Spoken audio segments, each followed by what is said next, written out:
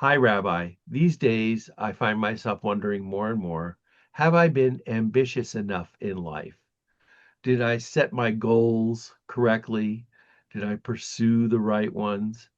I see so many people younger than me, older than me, my age, still trying to get something more for themselves, either for good reasons or bad reasons.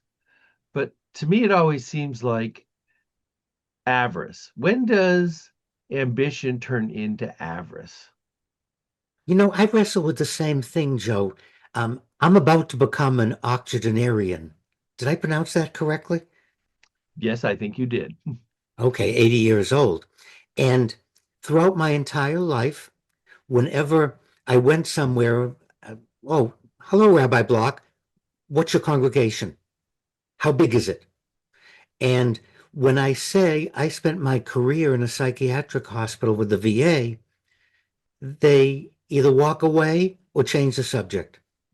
And I get exactly what you said haunts me because everyone I meet judges the rabbi on the size of his congregation, not your accomplishments, not what you do, not the number of interfaith weddings I've done, not the number of people helped when I was a hospice chaplain, not the number of veterans I prevented from committing suicide. None of that is important.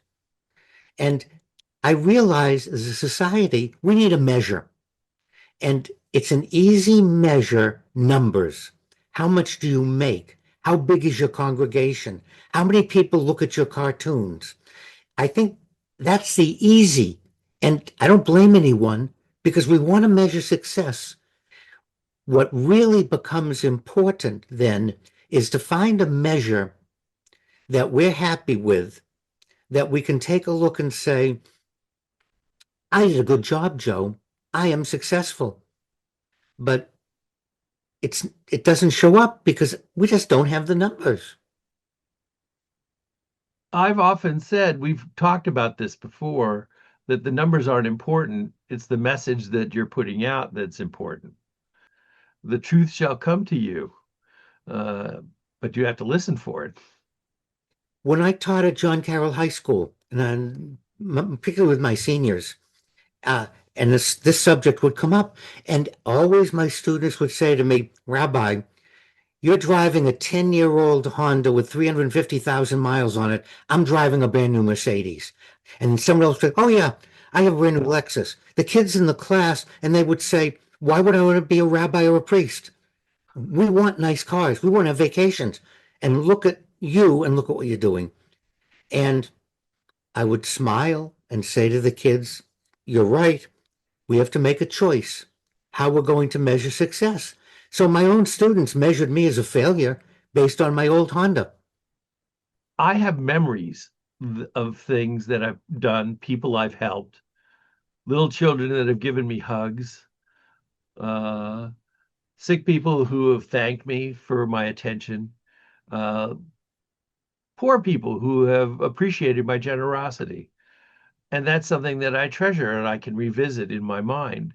And that's certainly something that I can take with me wherever I go, whenever I go. And depending upon your particular perspective on the afterlife, after I go. Whereas, as they say, so often that is the common platitude, you can't take it with you.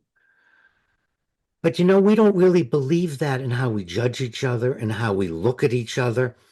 And the message is we need to stop and say to ourselves, am I content and happy with what I have? That doesn't mean we shouldn't try more. It doesn't mean we shouldn't work harder. It's not that. It's at this moment, where am I? And what have I sacrificed to get here? And you said you can't take it with you, but there's something else that's important. We can't go back in time. We can't look and say, I never saw my children do this, this, and this because I was too busy working.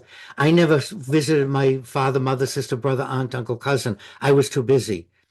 You can't go back.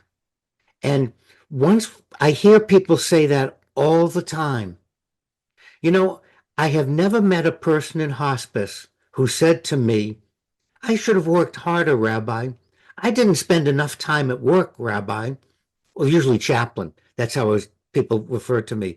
You know, chaplain, now that it's over, I missed too much by buying into the numbers as a way to judge my success. So where is the reality check? At what point do we stop and say, I'm giving too much into greed and not enough consideration to what's really important in life? What's the warning bell? Talk to me. Give me a call. Let's outline it. You and putting that's not a joke. We need a Jiminy Cricket. We need someone that we can go to that's unbiased, that will help us judge, have we now crossed the line? We can't do it ourselves because we're wearing green glasses, greed. And so we can't do it ourselves. We need someone else. And that's one of the jobs of a chaplain, a priest, a pastor, a rabbi, a minister, or one of your uncles. You need to find someone that can do these things and say to you, Boychik, you're spending too much time trying to get a bigger congregation. And in the process, you're losing everything that you preach about. So who is your person? Who is your uncle? Who is your cousin? Who is the one who's going to help you draw that line? Because we can't draw it ourselves. Well, we both know who my Jiminy Cricket is. And every time you rub your legs together, I listen for the chirping. Thanks as always. And for everyone watching and listening, rabbiblock@hotmail.com. You can always send me an email and I'll be glad to review things with you or to do a reality check or to do a test of some kind. I'm there for you. Or just hit the subscribe button so that you get more of our wisdom every week. Doesn't cost you anything, and we appreciate it very much.